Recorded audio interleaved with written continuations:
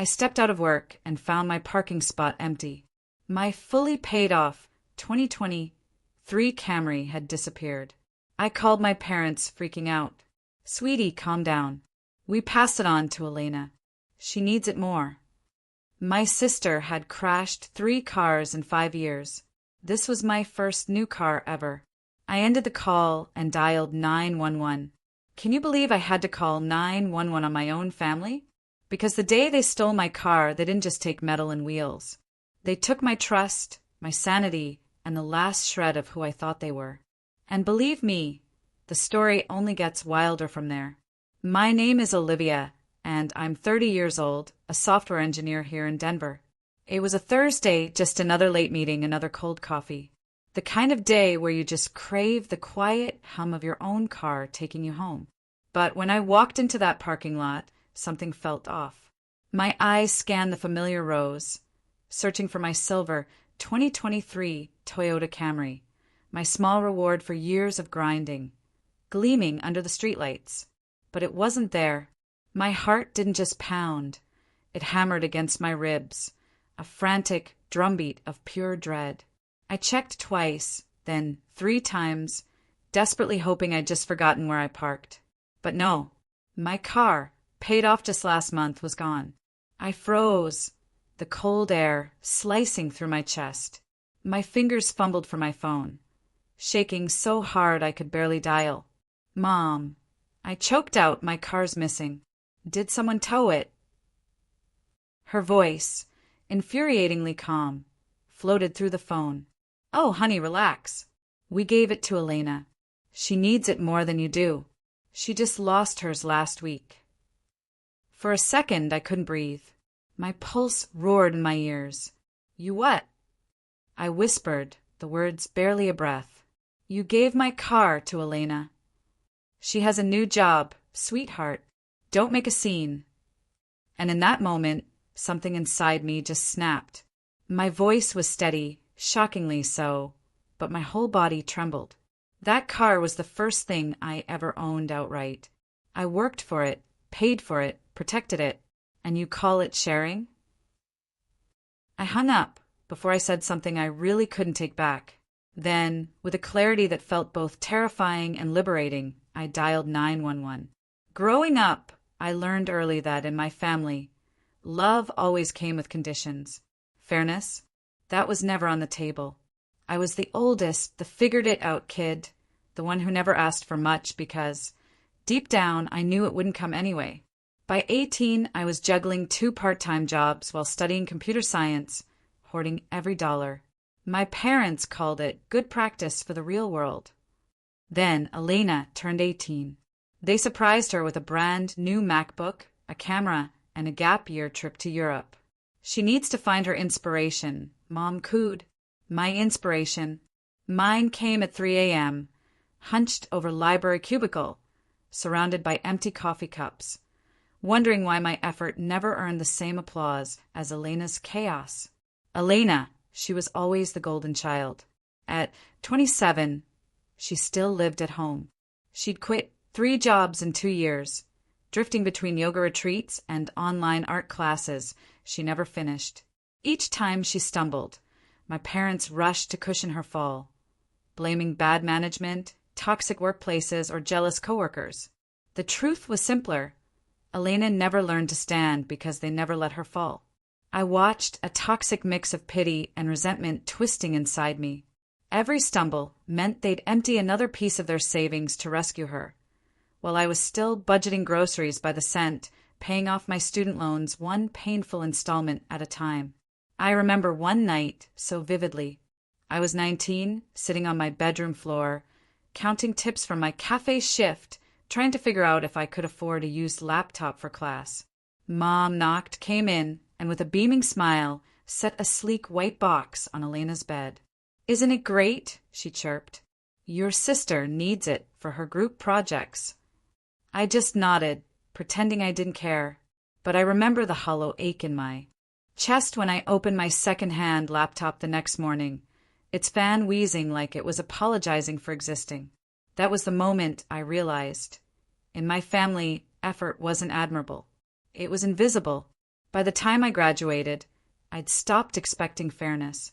I landed a tech job in Denver, moved out, and swore I'd never ask them for help again. That freedom felt lonely at first, but it was fiercely mine. I paid rent, filed taxes, cooked meals for one, and slowly I discovered the quiet joy of earning without owing. Years blurred into a rhythm. Work, save, survive, repeat. Then, after 6 long years of scraping and hustling, I did something monumental. I bought a car. Not a hand-me-down. Not a clunker. My car. A 2023 silver Camry. Reliable, modest, but brand new. I made the down payment with shaking hands, watching that loan balance shrink month after month. Each payment was a small victory, proof that independence could be built one stubborn decision at a time. When I drove it home to visit, my parents would look at it like some shiny mistake. "You should have let your dad co-sign," Mom would chide. "It's dangerous for a woman alone to manage loans." I'd just smile politely, gripping my keys tighter. Elena, meanwhile, had totaled 3 cars. One from texting, another after a night of celebrating. Each time, they replaced it within weeks. "She's just unlucky," Dad once said. I remember staring at the photo of her crumpled Honda, the front like paper, and wondering how anyone could be that unlucky 3 times in 5 years. But in our family, Elena's bad decisions were just another opportunity for her to be rescued. The irony was almost poetic. I, the responsible one, the steady one, the one they never had to worry about, had become invisible by design. Because I didn't need saving, I didn't deserve attention. They assumed I had enough, and in their world, enough was the same as too much. So I stopped sharing, stopped explaining my achievements. When I got promoted, I didn't tell them. When I hit my savings goal, I celebrated alone with takeout sushi. It was easier that way. I learned to carry my pride quietly, like a secret they couldn't take from me, until the day they did. That afternoon, standing in the empty parking lot, listening to my mother's casual tone, I realized this wasn't a one-time betrayal. This was the final chapter in a story that had started long ago. A story of taking, excusing, and expecting me to stay silent. They hadn't stolen my car out of malice. They'd done it out of habit, because in their eyes, what was mine was always theirs to redistribute. They'd never understood the weight of independence, the trembling pride of signing your own check, the quiet relief of paying off your first debt. They didn't know what it meant to earn something and fear losing it, but they were experts at one thing, pulling me down every time Elena fell. As I stood there in that cold parking lot, listening to the dial tone after hanging up, a single thought settled in. They don't know what it feels like to stand on their own 2 feet because they've spent their whole lives standing on mine. The phone felt heavy as I pressed 911. My voice shook, but I forced the words out clearly. "I'd like to report a stolen vehicle." There was a pause, the calm tone of the dispatcher cutting through my panic. "Can you describe the vehicle, ma'am?" I swallowed hard. A silver 2023 Toyota Camry, Colorado plates, registered under my name, Olivia Reyes. My reflection in the office window looked strange, like someone else was speaking. "When did you last see the vehicle?" "This morning around 8, I said, glancing at the empty spot again, as if my car might magically reappear. "And do you know who might have taken it?" The question hung in the air like a dare. I took a breath that burned on the way out. My parents. They gave it to my sister, Elena, without my permission. Silence. The kind that makes you question if you've just confessed to something unspeakable. Finally, the dispatcher said softly, "You believe your family took your car without consent." "Not believe," I said. "I know. My mother told me." Another pause. "Understood, Miss Reyes. Please stay where you are. I'm sending an officer to take your statement." By the time Officer Ruiz arrived, 20 minutes later, the sun had slipped behind the office towers, painting the lot in pale orange. She stepped out of her patrol car, calm, collected, the kind of presence that makes chaos feel manageable. Her dark hair was pulled back, her voice steady but kind. "Miss Reyes." I nodded, clutching the folder I'd instinctively grabbed from my desk. "You reported a stolen vehicle." I handed her everything: title, registration, insurance, proof of payment, even the last loan statement stamped paid in full. "All of this is Unday." "Your name?" she asked. "Yes, completely mine. No co-signers. No shared ownership." She nodded, flipping through the papers with quiet precision. "And you didn't give anyone permission to take it?" "No one," I said, my voice firmer now. "They used a spare key I left with my parents for emergencies. I never said they could give it to someone else." Ruiz looked up, meeting my eyes. "Do you know where your sister might be driving the vehicle?" "No idea," I said, and a bitter laugh slipped out. "She could be anywhere, probably posting about her new gift on Instagram." Ruiz gave a small, sympathetic smile. "Family theft cases are complicated, but they're still theft. Whether it's a stranger or a relative, the law doesn't make exceptions for feelings." That sentence hit me harder than I expected. The law doesn't make exceptions for feelings. I'd spent my entire life trapped in those exceptions. Asterisk, she's your sister. They're your parents. Family first. Asterisk, but now, staring at the empty space that had once held the symbol of my independence, I realized those excuses were just another way of saying, "You don't matter." Ruiz took a few photos, noted the security camera, and spoke into her radio. "Dispatch, run a BOLO for a silver 2023 Toyota Camry, license plate CL4. Registered to Olivia Reyes, Denver County. Possible suspect, driving, Elena Reyes." Her voice was steady, official. Hearing my sister's name in that context made my stomach twist. "We'll check nearby traffic cameras," she said, turning back to me. "If your sister's out driving it, we'll find it." "I can't believe this is real," I whispered. "My parents, they just gave it away." Ruiz tucked her notepad into her jacket. "You'd be surprised how often family members assume ownership over someone else's property. It's not about need, it's about entitlement." I exhaled shakily, eyes burning. "I always thought only strangers could betray you." She studied me for a moment, her voice lowering. "Sometimes it's easier for strangers to be honest, Miss Reyes. Family expects forgiveness before they even say sorry." The streetlights flickered on, painting long shadows across the pavement. Ruiz handed me a card. "Here's your case number. Keep it safe. If your sister or parents contact you, don't engage. Just document everything. We'll handle the rest." I nodded, my hands trembling.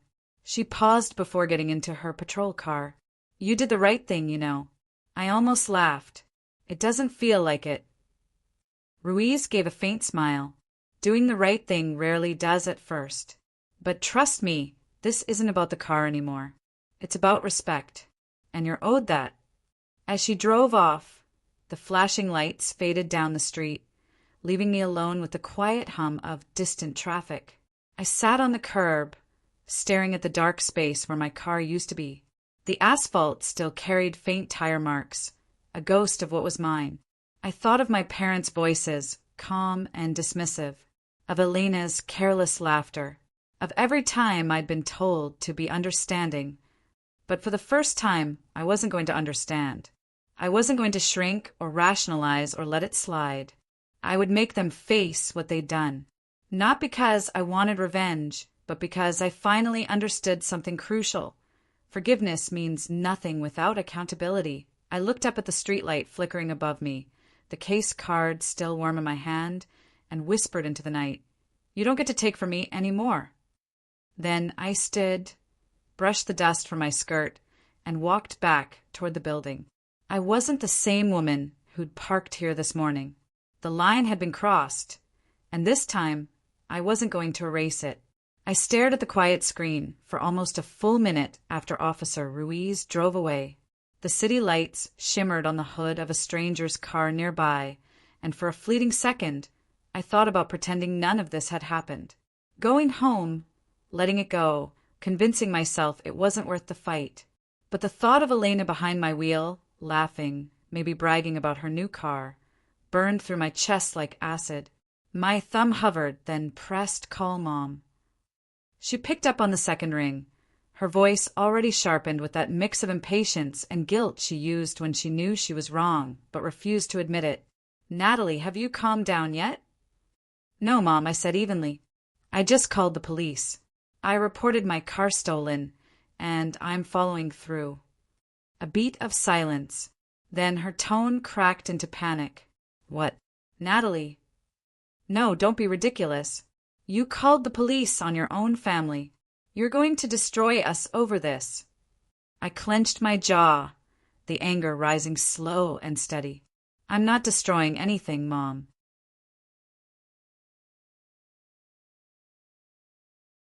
This family destroyed itself the moment it decided theft was an act of love.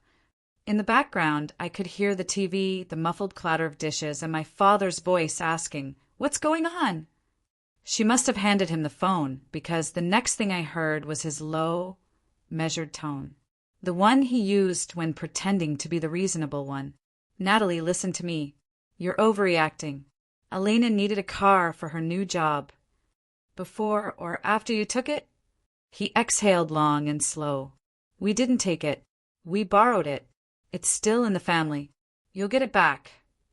I laughed then, a short, hollow sound that surprised even me. "You've said that before. About my savings you used for Elena's tuition. About the furniture I left when I moved out. About the laptop you gave her because she needed it for work. I never saw any of it again. So no, Dad, I won't be getting this back. Not this time." He sighed, like I was the one exhausting him. "She's your sister, Natalie. She's trying to get her life together. You can take the bus for a few days. You're stronger. You'll manage." There it was, the script I'd heard all my life. "You're stronger." It always sounded like a compliment until I realized it was just permission for them to keep taking. "You've spent my entire life rewarding her failures and punishing my stability," I said quietly. "Every time she burns something down, you hand her something of mine to rebuild it with. But this was mine, Dad. My name, my money, my effort." He cut in sharply. "Don't talk to me like that. You're being selfish. Family helps family." "Then tell me," I said, voice trembling but steady. "Who helps me?" For a moment, the line went completely silent. Then Mom jumped back in, her voice brittle. "If you don't drop this report, your sister could be arrested. Is that what you want? To put your own blood in jail?" "No, Mom. What I want is for my family to understand that consequences exist. If Elena is old enough to drive, she's old enough to face what comes next." "God, listen to yourself. You sound heartless." "Maybe I am," I said. "Maybe years of being treated like a backup plan have turned me into someone who finally stopped bleeding for everyone else." I could hear her sniff, her voice softening into false guilt. "Natalie, please don't do this. We'll talk to Elena. We'll fix it. Then fix it by calling her and telling her to return my car. Otherwise, the police will." I waited. "You wouldn't really." I hung up. The quiet that followed was almost physical, pressing against my chest. Within minutes, my phone began vibrating nonstop. Unknown numbers. Cousins, aunts, even Grandma's landline flashing across the screen. 14 missed calls in under an hour. I scrolled through the voicemails mechanically. "Nat, it's Aunt Lydia. Honey, you don't call the cops on your sister, okay? Family's family." Another. "This is Marcus. Look, Elena messed up. But come on, jail? Drop it before it gets out of hand." And another. "Your mom's beside herself. You're better than this. Family helps family." Every single one of them said the same thing. The same poisonous mantra I'd grown up hearing. Not one person asked if I was safe. Not one asked how I'd get to work tomorrow, or if I was okay.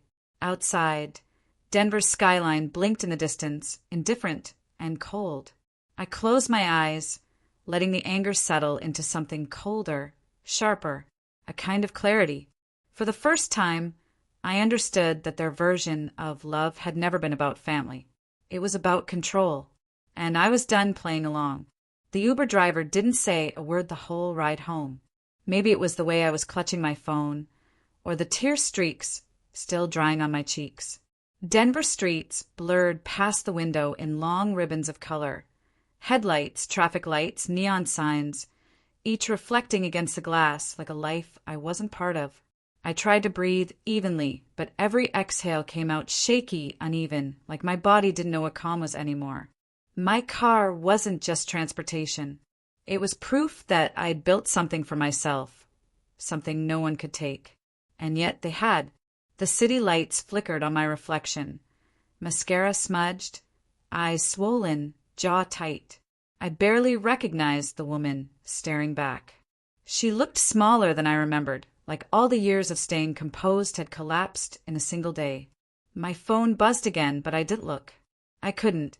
Every vibration felt like a tiny echo of all the times I'd been told to understand, to be patient, to not overreact. For once, I didn't want to understand. I wanted to feel. As the car pulled onto my street, a memory surfaced, sharp and cruel in its clarity. I was 18, standing outside our old house in the rain, backpack soaked, clutching a half-broken umbrella. My bike, the one I'd saved months for, was gone. I remember the panic, the desperate search, until I found it 2 days later, lying in the mud behind Elena's friend's house. The chain rusted, the seat torn. She'd borrowed it, of course. Just for a few hours, she'd said. I didn't think you'd mind. When I tried to tell her parents, Mom waved it off. She's your sister. Don't be dramatic. You can clean it. So I did. I cleaned it in silence, scrubbing until my hands bled, watching the rain wash over the scratches she'd left. That was the first time I learned what theft looked like in our family. It wasn't about stealing things. It was about stealing boundaries and pretending it was love. The memory hit me so hard I almost missed the driver saying, "We're here." I blinked, forced a smile, handed him a tip, and stepped out into the cold night. The rain had started again, a thin drizzle that coated the street in silver. My apartment building loomed ahead, quiet, still anonymous. I climbed the stairs slowly, each step heavier than the last. Inside, the air felt too still, too sharp. I sank onto the couch without turning on the lights. My hands were trembling, not from fear, but from exhaustion, the kind that lives in your bones after years of pretending you're fine. I tried to tell myself it was just a car, that I could get another one, that it wasn't worth this ache in my chest. But deep down, I knew it wasn't about the car. It was about every time I'd been told my feelings didn't matter. About every time they'd taken something. Time, effort, peace, and expected gratitude in return. The tears came slowly at first, quiet and tired, until they weren't quiet anymore. They came like the rain outside, steady, relentless, cleansing. I cried for the girl who had scrubbed mud off her bike in silence, for the woman who kept forgiving people who never apologized, for the daughter who thought that being good would one day earn her respect. It hadn't. When the sobs finally faded, I pulled myself up, grabbed a notebook from my desk, and sat by the window. The city outside was soft now, blurred by the drizzle and the faint hum of midnight traffic. I opened the notebook to a blank page and wrote slowly, my hand still shaking, May 14th. Today I lost my car, but maybe today is the day I found myself again. The words looked small and fragile on the paper, but they felt real, more real than anything I'd heard from my family in years. I stared at them for a long time, the ink spreading slightly where a tear had fallen. Then I closed the notebook gently, like sealing a promise I wasn't ready to break. I moved to the kitchen, made tea just for something to do. The kettle's whistle sounded too loud in the quiet. I leaned against the counter, watching steam curl upward, and whispered to no one. This isn't the first time they've taken from me. It's just the first time I refused to stay quiet. The truth of that sentence settled deep in my chest, steady, solid, almost comforting. It wasn't anger anymore. It was awareness. I wasn't powerless. I wasn't crazy. I was simply done. Outside, a car passed, headlights sweeping across the living room wall, then disappearing. I thought of Elena driving my Camry, her hands on the same steering wheel I'd gripped every morning with pride. I wondered if she even felt a twinge of guilt, or if she'd already convinced herself she deserved it. Either way, it didn't matter. For once, it wasn't my job to fix it. I carried my mug to the couch and curled up under a blanket, the notebook resting on my lap. The rain had stopped. The city was quiet again. Somewhere in the distance, a siren wailed, a faint, lonely sound swallowed by the night. I closed my eyes, breathing slowly. For the first time in years, the silence didn't scare me. It felt like something else, something that could almost be called peace. The call came the next afternoon, while I was at my desk, staring blankly at lines of code that refused to make sense. My phone buzzed, and the name Officer Ruiz lit up the screen. For a second, I thought about letting it ring. I wasn't sure I was ready for whatever came next, but something in me, something steadier now, answered. Ms. Reyes. Her tone was calm, professional. We located your vehicle. I straightened in my chair, heart thudding. You did? Yes. Your sister was stopped earlier this morning for speeding near Aurora. The officer ran the plates. Your report came up immediately. The car has been impounded as evidence. You can retrieve it once processing is complete. I exhaled a breath I didn't realize I'd been holding. Is she okay? She's fine, Ruiz said. Then, after a pause, your parents have been calling the station since it happened. They wanted us to cancel the case. Her voice carried a faint edge of irony. But it doesn't work like that. Once a report is filed and probable cause confirmed, it becomes a criminal investigation. She's been taken in for questioning. For a few seconds, I couldn't speak. The reality of it all pressed against me. My family's chaos now written into police logs, case numbers, official paperwork. There was no undoing this. And yet, deep down, I felt something that almost resembled relief. Thank you, I finally said, for treating it seriously. Ruiz's tone softened. It's what we're here for. You'd be surprised how many people don't think family theft counts. It does. After hanging up, I sat in silence, the hum of computers around me suddenly distant. My coworkers' conversations blurred into background noise. A tiny voice inside whispered, "It's over." But another one asked, "At what cost?" That evening, I drove a rental to the impound lot on the outskirts of the city. The building was a squat warehouse, surrounded by a chain-link fence topped with barbed wire. The clerk at the front desk handed me a clipboard, barely glancing up. Camry, silver, right? Space 34. You'll find the keys inside. Just sign here. The concrete floor echoed as I walked down the rows of cars, damaged, dented, forgotten. And then I saw it. My car. My beautiful, once pristine, silver Camry, sitting under a flickering fluorescent light. My chest tightened. I opened the door and froze. Fast food wrappers littered the floor. Empty energy drink cans rolled under the seats. The passenger side was smeared with makeup. The dashboard sticky from some spilled soda. The gas tank was nearly empty. My carefully folded emergency blanket was crumpled in the back. My glove compartment ransacked. I stood there for a long time, staring. There were no tears left, just a heavy sigh that came from somewhere deep. *8 hours*, I whispered. She only needed 8 hours to turn something I cherished into a dump. Footsteps echoed behind me. It was Officer Ruiz, clipboard in hand. Everything look okay? I gave a small, humorless laugh. Depends on your definition of okay. I gestured to the mess. It's intact. That's enough, I guess. Ruiz nodded slowly, then leaned against the side of the car. You know, she said quietly, in my line of work, people assume the hardest thing is reporting strangers. But that's not true. The hardest cases are the ones like yours. I looked at her, puzzled. Why? Because when a stranger steals from you, it's about loss, she said. But when someone you love does it, it's about betrayal. And betrayal doesn't just take your belongings. It takes your trust. And trust, that's much harder to replace. Her words sank into me like stones dropped into still water. I wanted to disagree, to say it wasn't betrayal, that it was just a mistake, a misunderstanding. But I couldn't because she was right. I closed the car door and leaned against the hood. I used to think being strong meant forgiving everything, keeping the peace.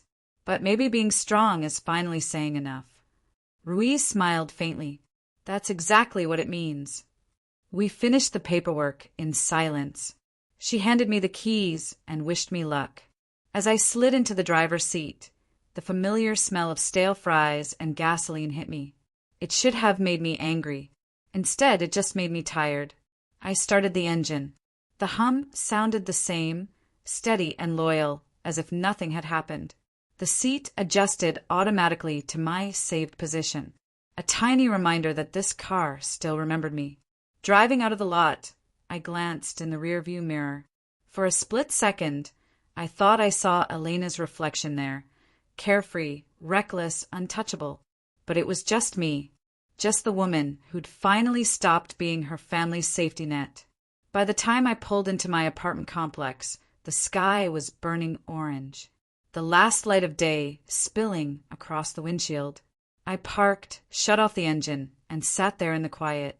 My hands rested on the steering wheel, the same one that had been stolen, dirted, returned. It wasn't perfect anymore. Neither was I, but it was mine again. And for the first time in years, that was enough. 3 days later, there was a knock at my door, a slow, deliberate rhythm that didn't sound like the usual delivery or neighbor. When I looked through the peephole, my heart sank.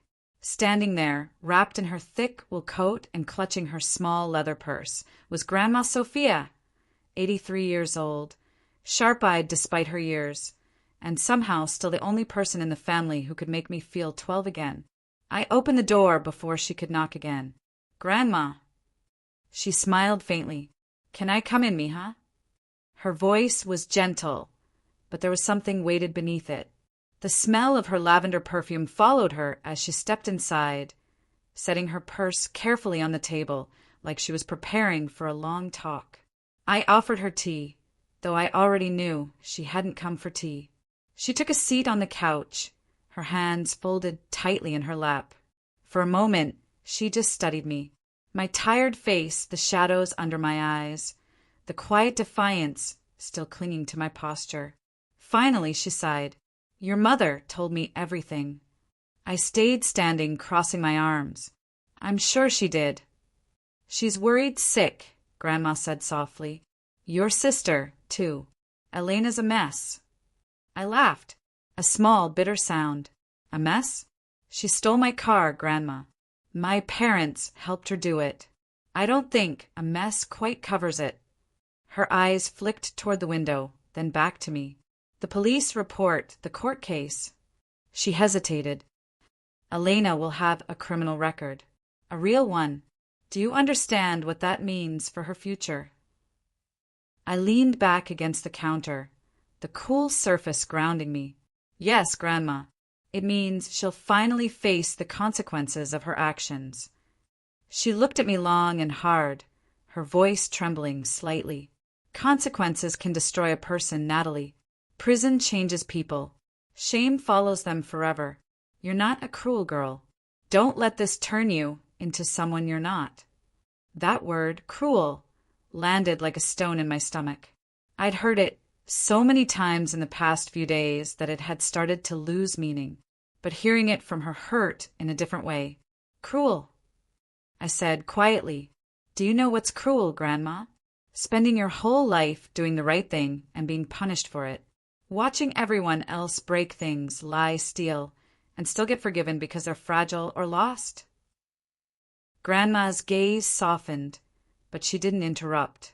I took a breath, the words spilling out before I could stop them. "When I was 18, Elena took my bike and left it out in the rain. They told me not to make a fuss. When I was 20, Mom used my savings to pay for Elena's tuition without even asking. When I bought my first car, Dad said I was showing off. And now they took what I worked 6 years for and gave it away like it was nothing. And I'm the one who's heartless because I finally said no. For a long time, she didn't say anything. The ticking clock filled the silence between us. Finally, she said, quietly, "You've been holding that pain a long time." I turned away, my throat tightening. All I ever wanted was fairness. Not favoritism, not praise, just fairness. Grandma nodded slowly. Fairness is a beautiful thing, mija. But life and family, they're rarely fair. I spun around, my voice sharper than I intended. That's the excuse everyone uses, Grandma. That's how they get away with everything. Because family isn't fair. So when do I get to stop paying the price for their mistakes? She flinched slightly but didn't look away. You think I don't understand, but I do. I raised your mother. I saw how she learned to hide her weaknesses behind that smile. She spoils Elena because she's trying to fix something inside herself. But Natalie... She leaned forward, her eyes suddenly fierce. That doesn't mean you have to bleed for her redemption. Her words startled me into silence. For the first time that day, I felt seen. Not by an officer, not by a friend, but by someone who had lived long enough to recognize cycles when she saw them. I'm not asking you to forgive them, Grandma continued. I'm asking you to think about what happens next. Anger can build walls. And sometimes those walls keep out the sunlight, too. My voice broke. I'm not angry, Grandma. I'm tired. So tired. I've spent my whole life being the responsible one, and the only reward I get is blame. I felt my eyes sting. I do everything right, and they call me ungrateful. I draw a line, and they call me cruel. Her face softened, and she reached out, her frail hand covering mine. Maybe they call you cruel because, deep down, you remind them of what they should have been. Maybe you're a mirror they can't stand to look into. I swallowed hard, tears blurring the edges of her face. Then why does it hurt so much to be right? She smiled sadly. Because doing what's right doesn't always feel good, mija. But one day it will feel clean. We sat there for a while. No raised voices, no arguments. Just silence and the faint hum of the refrigerator. Her thumb brushed against my hand, a small, wordless comfort.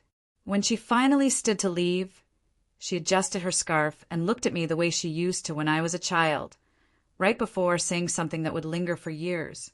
You think you've lost your family, she said softly, but maybe you're just finding the part of it that was truly yours all along, yourself. I followed her to the door, helping her with her coat. She paused in the doorway, her eyes glistening.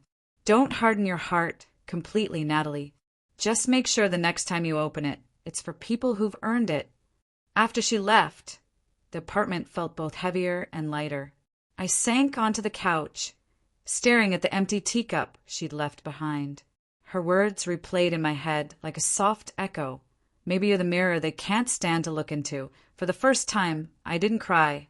I just sat there, letting the truth of it settle inside me like a quiet, steady heartbeat.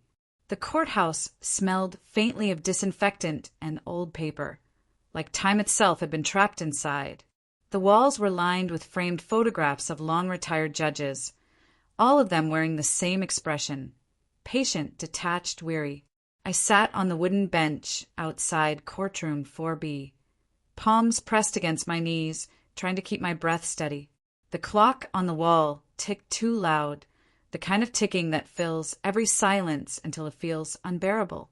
Behind me, I could hear my parents whispering in Spanish. I couldn't make out the words, but I knew the tone. Sharp, clipped, worried more about appearances than consequences. Elena sat between them, tapping her foot nervously against the floor, eyes on her phone, pretending not to hear them argue. The public defender leaned against the wall, scrolling through notes, probably thinking this was just another family drama case in a long list of them. When the clerk finally opened the door and called the State of Colorado versus Elena Reyes, my stomach turned cold. I rose to my feet, following the group inside. The air in the courtroom was colder than the hallway. The lights too bright. Every sound amplified. The shuffle of papers, the cough of a bailiff, the creak of old wood. The judge sat high above us, a woman in her 60s with short gray hair, eyes like steel polished by years of human disappointment. She looked at Elena, then down at the file before her. "Miss Reyes," she began evenly, "you've agreed to enter a plea today." Elena's voice came out small. "Yes, Your Honor." Her lawyer nodded, shuffling papers toward the bench. I stayed behind them, second row from the front, sitting perfectly still. My heart thudded in my chest, but outwardly I must have looked calm. Years of practice, pretending to be unshakable, had made me good at that. The judge took the statement, reading it briefly before handing it back. "Ms. Reyes, please read your written admission aloud for the record." Elena's fingers trembled as she unfolded the paper. Her eyes flicked toward her parents, then down again. For a long moment she didn't speak. The silence stretched heavy until the judge cleared her throat. Finally, Elena began, her voice thin but clear. "I, Elena Reyes, admit that I took my sister's vehicle without permission on May 14th. I knew the car was not registered to me. I knew I didn't have permission to drive it. I took it anyway because I thought my sister would forgive me. I was wrong. What I did was theft. I'm sorry." Her voice cracked on the last two words. A single tear slid down her cheek, and I watched it, waiting to feel something, anger, pity, relief. But all I felt was exhaustion. The judge nodded once. "Thank you, Miss Reyes." She turned to the clerk. "Let the record reflect a guilty plea." Her gaze returned to Elena. "This court accepts your admission. You're sentenced to 6 months of probation, a 1-year suspension of your driver's license, and restitution to the victim in the amount of $847 for impound and processing fees. Failure to comply will result in immediate revocation of probation and a jail sentence." The gavel came down with a sharp crack. The sound seemed to echo through my spine. Across the aisle, my mother's hand shot out to clutch Elena's arm, whispering comfort.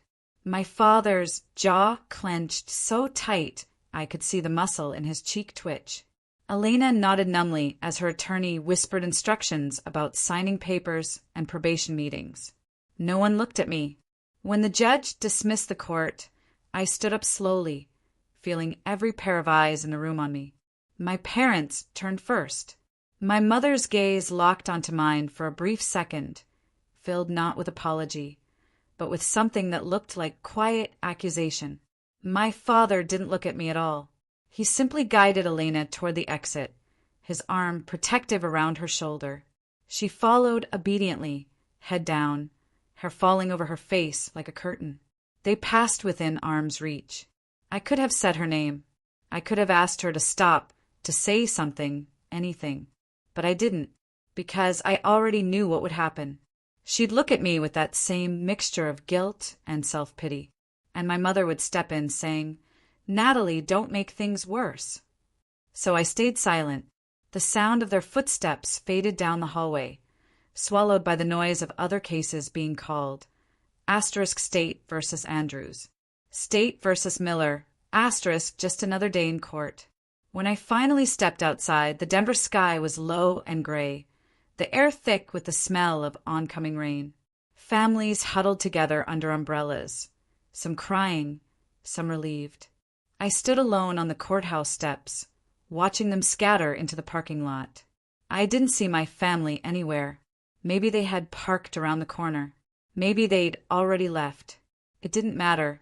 For the first time, I didn't chase after them. I walked to my car, the same Camry that had started all of this, and unlocked it. The seat was cold, the faint scent of soda and cheap perfume still clinging to the upholstery. My hands rested on the steering wheel, and I exhaled. 6 months probation, 1-year license suspension, restitution. Words that sounded small compared to the years of imbalance, we'd all lived through. But it was something. It was acknowledgement, at least. They'd said I was destroying the family, that I was cruel, vindictive. But sitting there with the courthouse fading in the rearview mirror, I realized something I'd never dared to before. Maybe the family had already been broken long before today. Maybe all I'd done was stop pretending that their love was unconditional. I started the engine. The hum was steady and familiar, a sound that felt like home in a way my parents' voices no longer did. The windshield reflected my face. Older, calmer, sharper.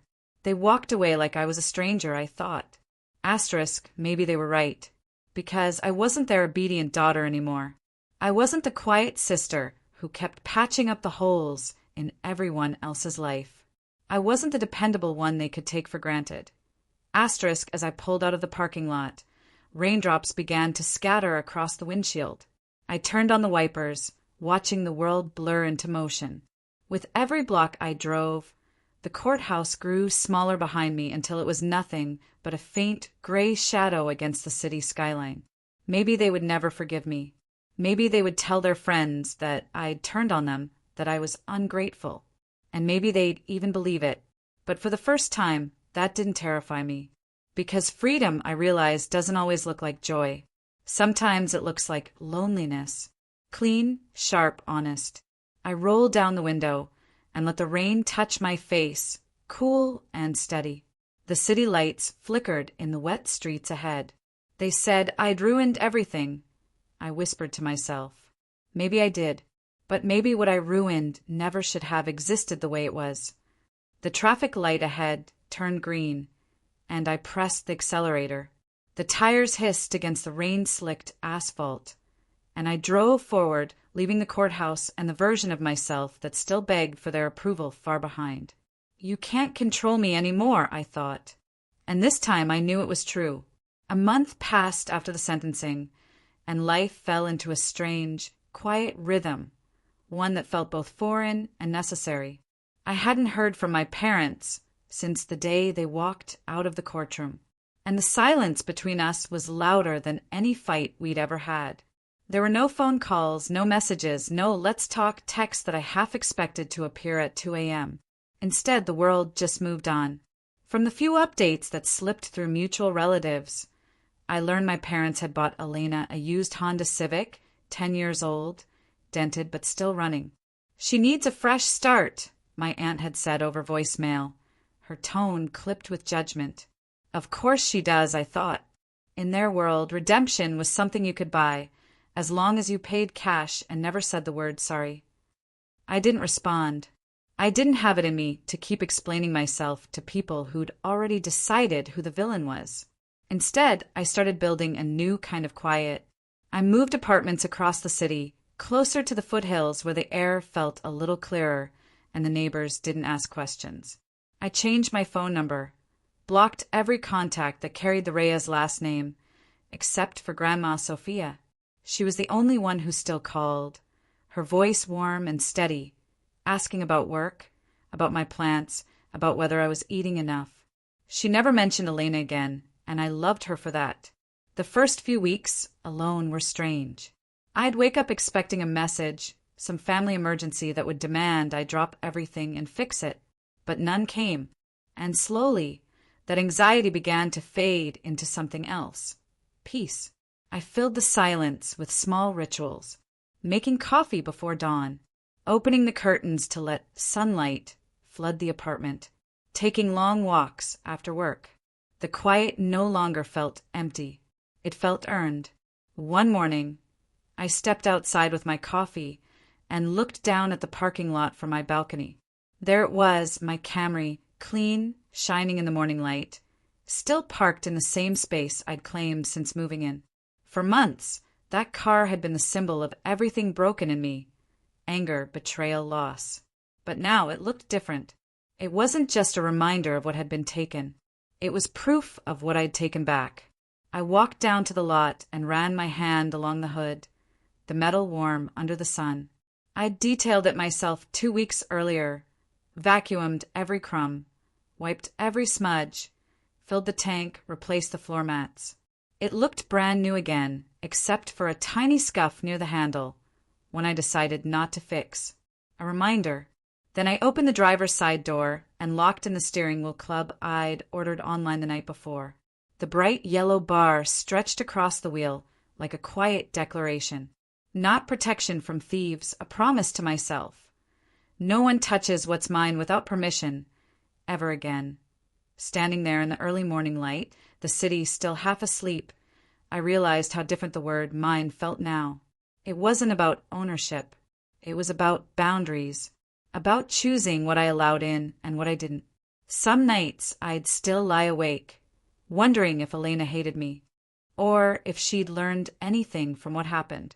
I wondered if my parents sat around the dinner table pretending I didn't exist, or if they told themselves some comfortable story where they were the victims of my cruelty. Maybe both. But the difference now was simple. It wasn't my burden anymore. I had carried that weight my entire life, the invisible responsibility to make everyone else comfortable, even at my own expense. To be the calm one, the forgiving one, the daughter who never caused trouble. That version of me had served them well. But she was gone now. In her place was someone quieter, but stronger. Someone who didn't apologize for wanting respect. Someone who understood that peace doesn't always mean reconciliation. It sometimes means walking away and refusing to look back. Weeks turned into months. I started saying yes to things again. After-work dinners, weekend hikes, art classes I used to think I didn't have time for. People began to know me not as Elena's sister or the good daughter, but as Natalie, the woman who loved coding and black coffee and slow Sunday mornings. And yet, every time I walked to my car, that steering wheel lock caught the sunlight like a small badge of defiance. It reminded me of the girl I used to be, the one who'd scrubbed mud off a broken bike in the rain, who'd stayed quiet while others took and took. Not anymore. As I drove to work one morning, the radio playing softly, I caught my reflection in the rearview mirror. I looked steady, unhurried. There were faint lines at the corners of my eyes now, not from age, but from all the years I'd spent holding myself together. I smiled just a little. The road ahead stretched wide and open, the kind of freedom that doesn't come from escape, but from finally standing still and realizing no one owns your direction but you. And when I parked that evening, I glanced back at my car before locking it, feeling that same steady, calm wash over me. They called me selfish, I thought, but maybe for the first time, I was just being fair to myself.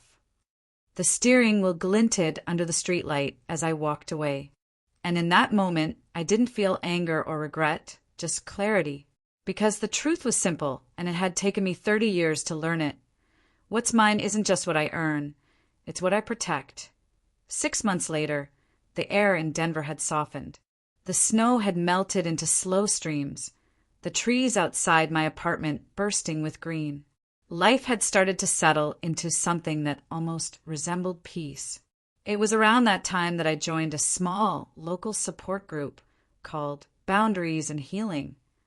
It met every Thursday night in the basement of a community center, a circle of mismatched chairs, warm tea, and people who carried quiet scars just like mine. Some had parents who never listened.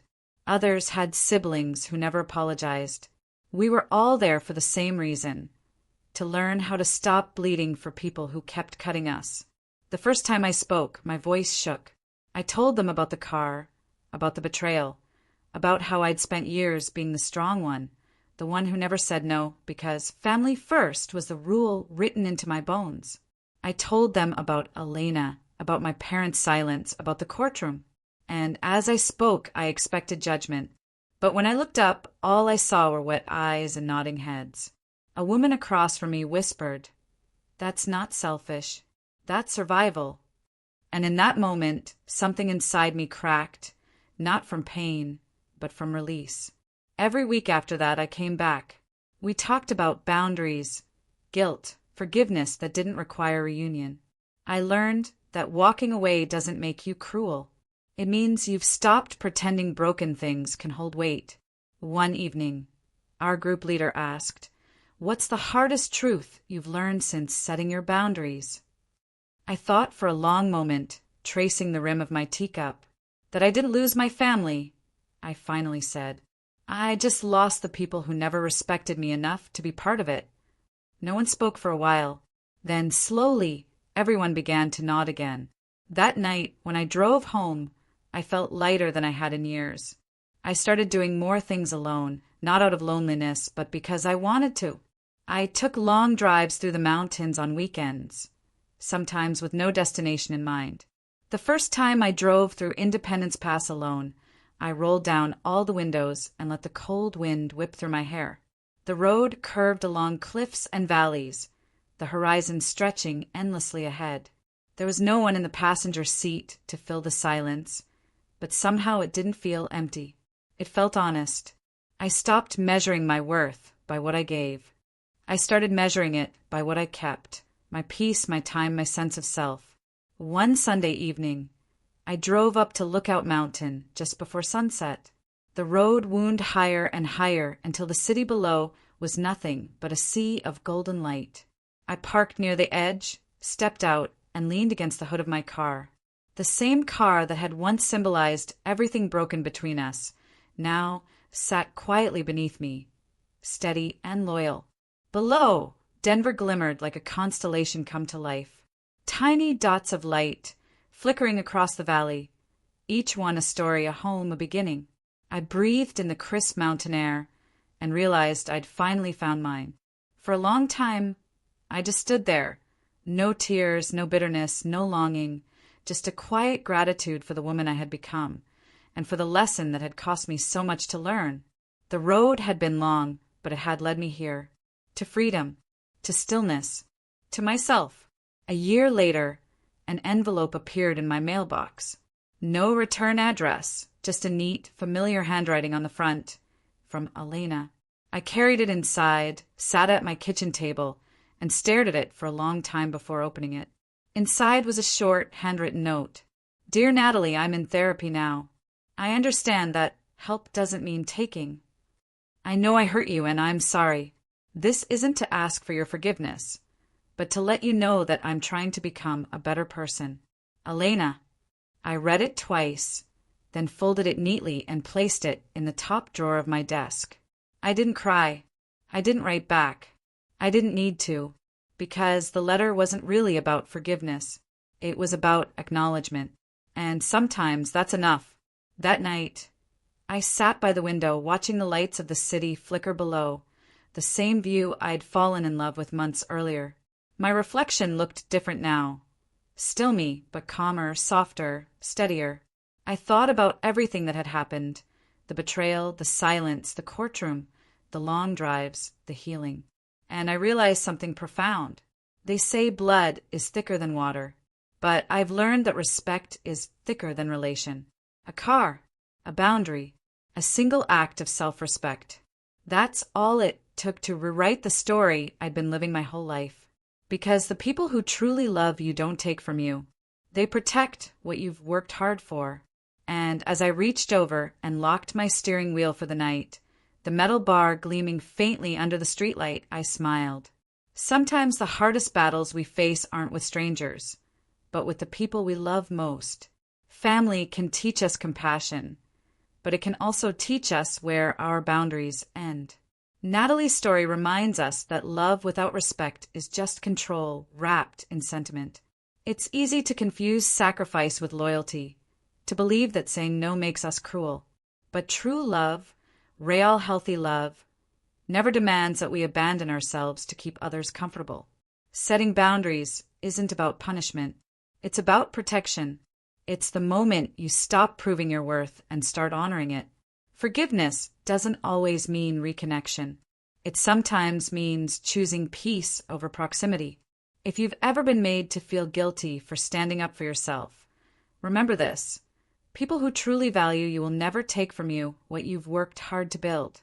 They will support your independence, not resent it. Because at the end of the day, family isn't defined by shared blood.